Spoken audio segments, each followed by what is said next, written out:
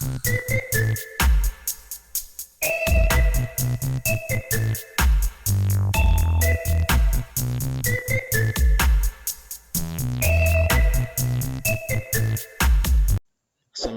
warahmatullahi wabarakatuh. Jumpa lagi di channel Profesor KW. Nah, pada video kali ini kita akan membahas bagaimana cara melakukan analisis regresi logistik dengan menggunakan aplikasi IBM SPSS.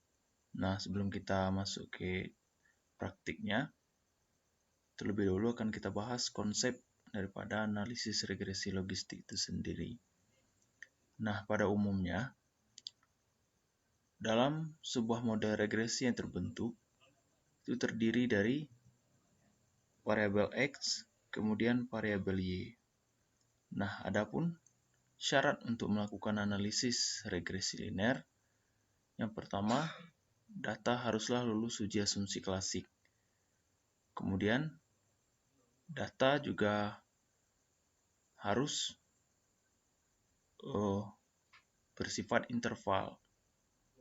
Nah, terkadang di dalam model regresi yang terbentuk, ada kalanya variabel Y merupakan data yang berskala nominal.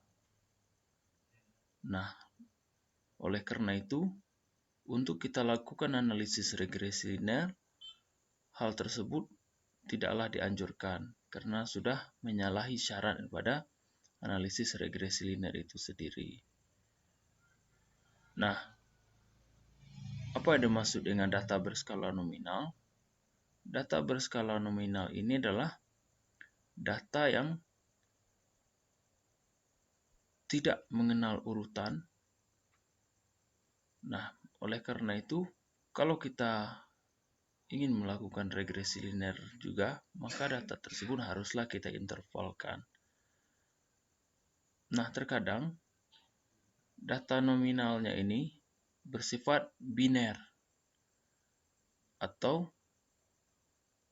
cuma memiliki dua pilihan saja. Seperti contohnya adalah jenis kelamin, maka tidak mau, maka seorang responden yang mengisi kuesioner tersebut haruslah memilih antara laki-laki dengan perempuan. Nah, oleh karena itu, datanya akan tidak mungkin kita intervalkan. Nah, jika variabel Y yang merupakan data yang memiliki skala nominal, maka cara yang terbaik untuk kita lakukan analisisnya yaitu dengan menggunakan analisis regresi logistik. Nah, seperti contoh, misalnya ada sebuah penelitian yang dilakukan terhadap perusahaan yang terdaftar di Bursa Efek Indonesia, yaitu untuk mengetahui ada atau tidak pengaruh daripada pergantian manajemen, kemudian kepemilikan publik terhadap pergantian auditor. Maka diambillah sebanyak 11 sampel perusahaan secara random. Kemudian selama 4 tahun. Nah, di sini ada dua variabel yang memiliki skala nominal. Yang pertama di sini adalah pergantian manajemen, kemudian pergantian auditor. Nah, sebenarnya untuk pergantian manajemen dan juga pergantian auditor ini merupakan variabel yang bersifat kualitatif. Maka untuk mengkuantitatifkannya itu berupa skala ordinal. Di mana di sini pilihannya cuma ada dua. Atau kita sebut dengan variabel biner. Misalnya untuk variabel X, otomatis pilihannya nanti adalah perusahaan itu melakukan pergantian manajemen atau tidak melakukan pergantian manajemen. Sementara untuk Y-nya sama. Perusahaan itu mengganti auditor atau perusahaan itu tidak mengganti auditor. Maka oleh karena itu dengan cuma dua pilihan saja ataupun dikotomi, maka kita akan memberi kode untuk masing-masing pilihan tersebut. Misalnya, jika perusahaan itu melakukan pergantian manajemen, maka kodenya nanti akan kita beri 1. Kemudian jika perusahaan ini tidak melakukan pergantian manajemen, maka codingnya adalah 0. Nah, adapun data yang terkumpul seperti ini. Nah, di sini ada 44 perusahaan dengan data sudah terkumpul, di mana X1-nya ini adalah pergantian manajemen, di mana 0 untuk coding jika perusahaan itu tidak melakukan pergantian manajemen. Nah, untuk Y-nya pun sama. Jika perusahaan ini tidak melakukan pergantian auditor selama 4 tahun, maka nilainya codingnya akan kita beri 0. Sementara jika perusahaan ini melakukan pergantian auditor, maka codingnya kita beri 1. Nah, selanjutnya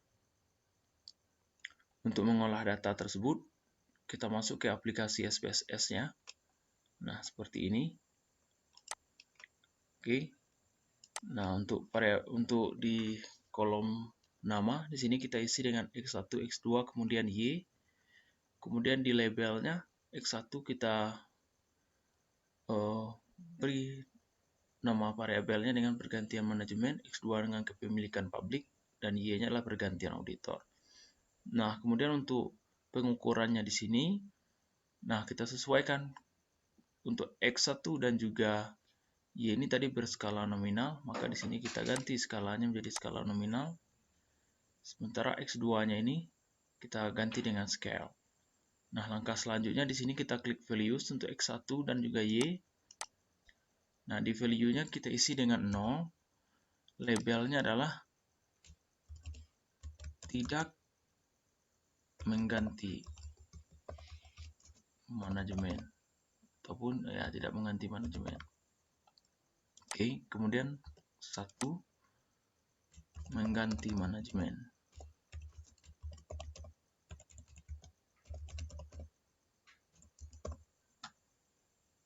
Oke, kita klik add, kemudian setelah itu kita klik OK.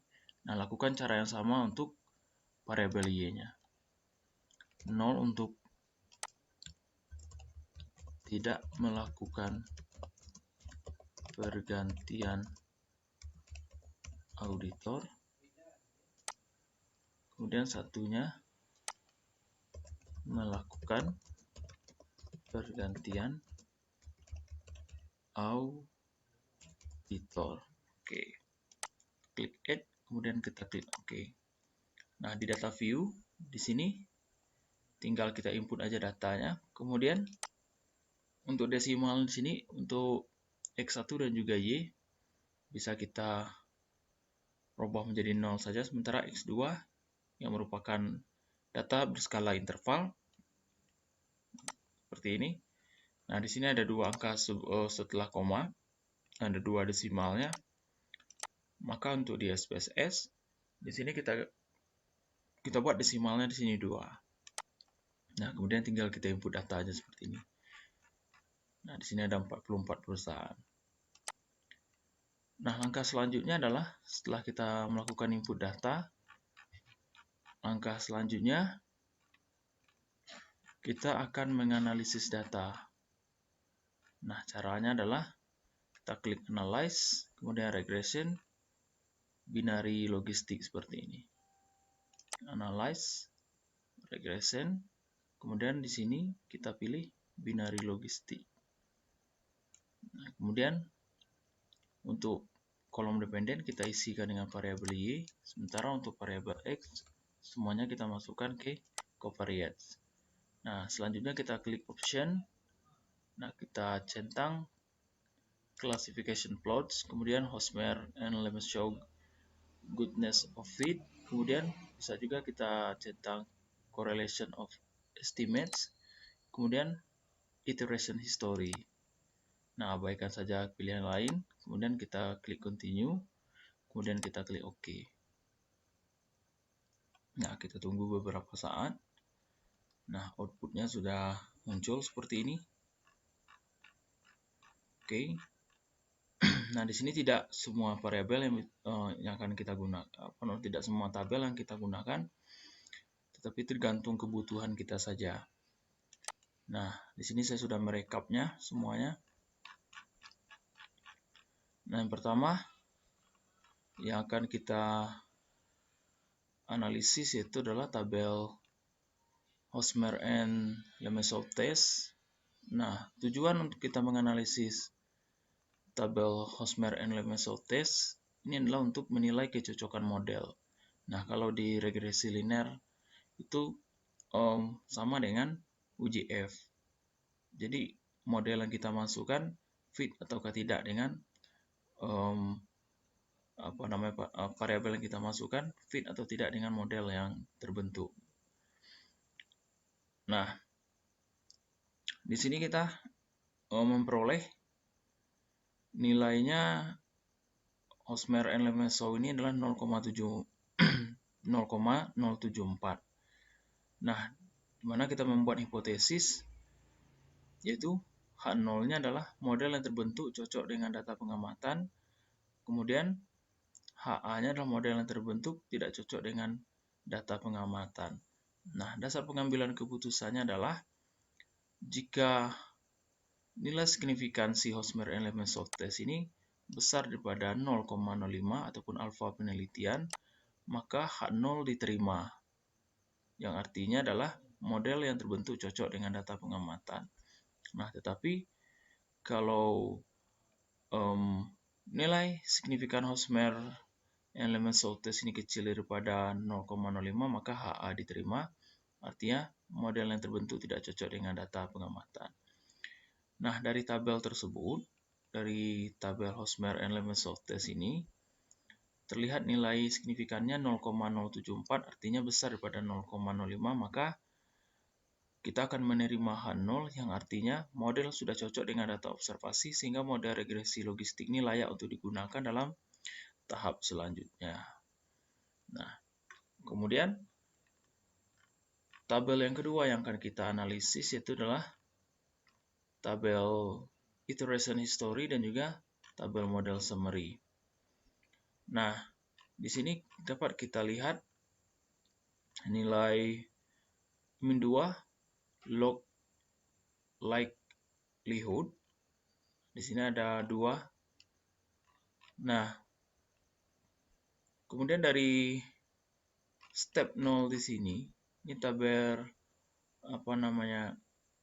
iteration history ini adalah step 0-nya, di mana kita memperoleh nilai iteration history-nya di sini sebesar 35,051. Nah, 35,051. Kemudian ke step satunya. Nah, step satunya di sini adalah kita peroleh dari tabel model summary. Dari tabel model summary di sini. Nah, nilai min 2 log likelihood-nya adalah sebesar 31,849. Nah, kalau nilainya turun dari step 1 ke step 2, berarti model regresi logistik yang terbentuk ini adalah baik. Nah, tetapi kalau misalnya dari tabel iteration history ini menuju ke tabel model summary ataupun dari step 0 ke di sini bisa kita lihat step 0-nya ke step 1-nya ini meningkat, berarti model regresi logistik yang terbentuk tidak semakin baik. Nah, di sini dapat kita lihat bahwasannya nilai min 2 log likelihood-nya adalah sebesar 35,051 di step 0 ya. Kemudian ke step 1-nya turun menjadi 31,849, berarti model regresi logistik yang terbentuk ini adalah baik. Kemudian di sini di tabel model summary ini juga dapat kita menganalisis yaitu adalah besaran pengaruh daripada variabel X1 dan X2 terhadap variabel terikat ataupun terhadap variabel Y-nya. Nah, di sini ada dua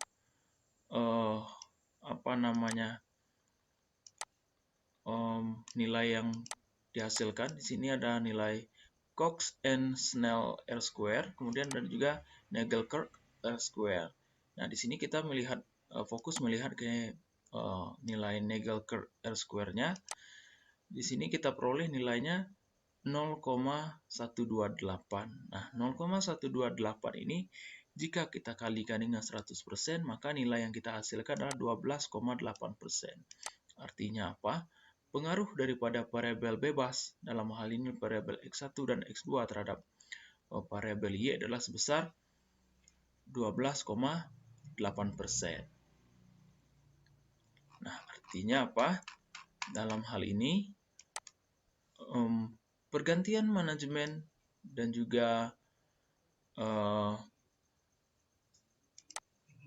kepemilikan publik mempengaruhi daripada pergantian auditor cuma 12,8% saja. Cuma 12,8% saja. Nah, langkah selanjutnya adalah kita membuat persamaan regresi. Nah, untuk membuat persamaan regresi ini kita melihat output, yaitu adalah variables in the equation. Nah, di sini juga sudah saya rekap. Nah, sudah saya pindahkan ke Word. Nah, di sini kita merubah Y-nya menjadi PA. Ini singkatan daripada pergantian auditor. Di mana di sini kita melihat dari persamaan regresinya sendiri sebenarnya adalah Y sama dengan A ditambah B1 X1 ditambah B2 X2. Nah, di mana Y di sini kita ganti dengan PA, kemudian A ini adalah nilai konstanta, nilai ini. Oke. Kemudian koefisien regresi X1-nya adalah senilai 1,666. Nah, di sini bisa kita lihat 1,666. Kemudian juga nilai koefisien regresi untuk X2-nya adalah sebesar 0,009. Nah, adapun untuk menafsirkan regresi logistik dengan pendekatan probabilitas menurut Santoso 2014, yaitu jika nilai negatif, maka dianggap probabilitasnya 0. Nah, jika nilai positif lebih daripada 1, maka dianggap probabilitasnya 1. Nah, jika nilai positif antara 0 sampai dengan 1, maka probabilitas disesuaikan dengan angka perolehan tersebut. Nah, dari persamaan regresi yang terbentuk yaitu adalah Y sama dengan A tambah B1X1 ditambah B2 X2, atau di sini Y sama dengan PA sama dengan min 2,540 ditambah dengan 1,666 PM atau pergantian manajemen ditambah 0,009 kepemilikan publik. Nah, di sini kita peroleh konstanta bernilai negatif, yang berarti apabila tidak ada pergantian manajemen dan kepemilikan publik, maka tidak akan ada pergantian auditor pada perusahaan sampel. Dalam hal ini adalah perusahaan yang terdaftar di Bursa Efek Indonesia. Nah, catatannya di sini, karena konstanta kita bernilai negatif, maka probabilitasnya dianggap 0, maka peluangnya dianggap 0. Nah, kemudian untuk koefisien regresi daripada variabel X1-nya, dalam hal ini adalah pergantian manajemen. Di sini kita peroleh nilainya 1,666, di mana bernilai positif yang bermakna bahwa setiap pergantian manajemen maka ada kemungkinan akan terjadi pergantian auditor di perusahaan yang terdaftar di Bursa Efek Indonesia. Nah, nilainya bernilai positif di sini, nilainya adalah 1, maka probabilitasnya kemungkinannya adalah 1. Maka kemungkinannya adalah 1. Nah, kemudian untuk X2-nya, di sini kita peroleh nilai koefisien regresinya sebesar 0,009.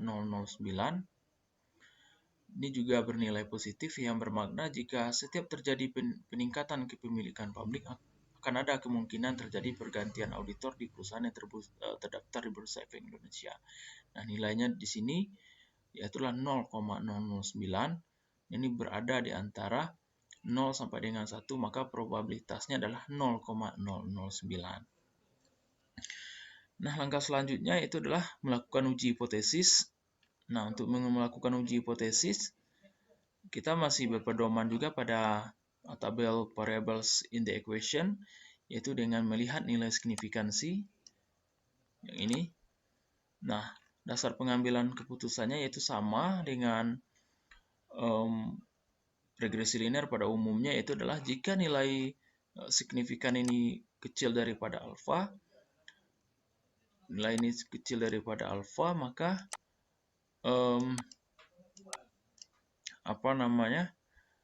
terdapat pengaruh yang signifikan dari variabel X terhadap variabel Y. Dan jika nilai signifikannya ini besar daripada alfa, maka tidak terdapat pengaruh yang signifikan dari variabel X terhadap variabel Y. Nah, di sini kita peroleh nilai signifikan untuk pergantian manajemen. Nah, di sini kita peroleh nilai signifikan untuk variabel pergantian manajemen, yaitu X1 terhadap pergantian auditor, yaitu nilainya sebesar 0,074, di mana nilai 0,074 ini besar daripada 0,05, artinya secara parsial pergantian manajemen tidak mempengaruhi secara signifikan pergantian auditor pada perusahaan yang terdaftar di Bursa Efek Indonesia. Nah, begitu pula dengan variabel X2, di sini bisa kita lihat bahwasannya nilai signifikannya sebesar 0,772. Nah, maknanya sama, yaitu nilai signifikannya besar daripada alfa, artinya secara parsial pun kepemilikan publik juga tidak mempengaruhi secara signifikan pergantian auditor pada perusahaan yang terdaftar di Bursa Efek Indonesia. Tetapi, jika variabel ini kita gabungkan, misalnya jika di suatu perusahaan itu terjadi pergantian manajemen, kemudian juga kepemilikan publik besar ataupun meningkat, maka ada kemungkinan bahwasanya pergantian auditor itu akan terjadi. Nah, demikian untuk pembahasan tentang analisis regresi logistik. Sangat simpel sekali, mudah untuk kita pahami. Nah, tidak perlu menganalisis semua output daripada SPSS. Di sini kita cuma menganalisis beberapa output yang penting saja yang dibutuhkan dalam persamaan regresi. Nah, sekian dulu untuk video kali ini. Kalau ada pertanyaan, request, kritik, ataupun saran, silakan tinggalkan aja di kolom komentar. Jangan lupa untuk mendukung channel ini dengan cara subscribe, kemudian dibagi ke teman-teman yang membutuhkan. Kemudian, sampai jumpa lagi di video selanjutnya. Wassalamualaikum warahmatullahi wabarakatuh.